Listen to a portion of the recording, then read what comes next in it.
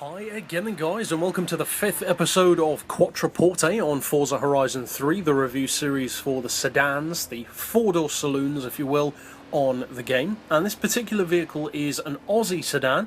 It's the Ford Falcon XR8. There are a couple of different versions of the Falcon, of course, on the game, new and old, and we'll be working our way through them. This one, as far as the visuals go, is much more understated. It's what you could legitimately call a sleeper. Now, with that in mind, I would recommend going into buying this car, if you do decide to spend the 60,000 credits on it, expecting something more akin to a four-door muscle car rather than a track day special, because some sedans and saloons do have that kind of feel.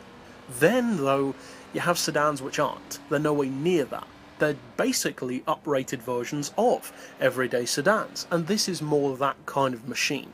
It's a everyday looking car with the power of a super saloon or a sports saloon. So with that being said, how does it compare to other sedans? Well, first of all, as we always do, we've got handling. And for handling, I'm going to give the Falcon XR8 a 3 out of 5. And of course, all of these ratings factor in both stock and tuned performance, and it's that combination of both which kind of hurts the score a little bit for this car. Now, by no means am I saying it's a bad handling car. It would be getting down into the 1 or 2 star category if that were the case. A 3 star is basically middle of the line. It's not a bad handling car, but it's not an overly good one either. It's pretty heavy at 1858 kilos, and although it's powerful, it does feel a little underpowered sometimes against bigger, more typical choices of super saloon like big Mercs and Beamers and Cadillacs. That being said, it's of course not slow, and we'll get to its performance in just a second.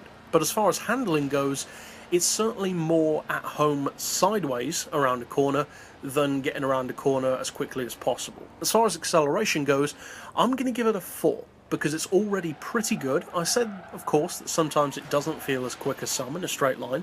That's true.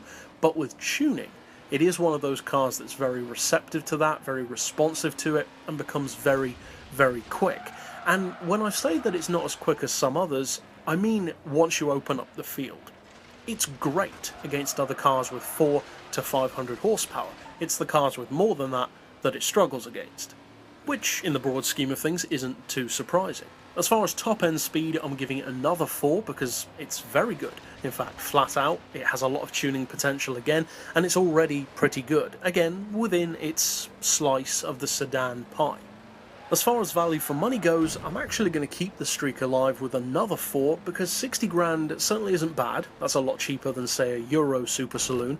But it's not cheap either. There are definitely cheaper sedans out there, and some of them can match this car's ability. So it's not bad, it's certainly worth a look, especially for sleeper car fans, but it's not amazing.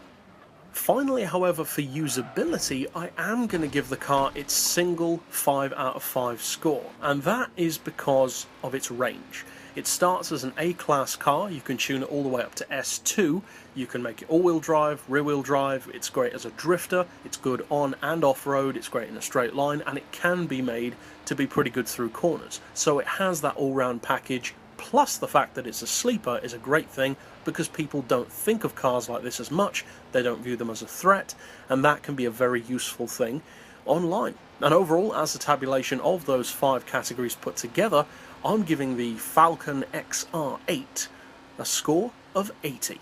But that's it for this pick overall. I'll see you guys next time, and as always, thanks for watching.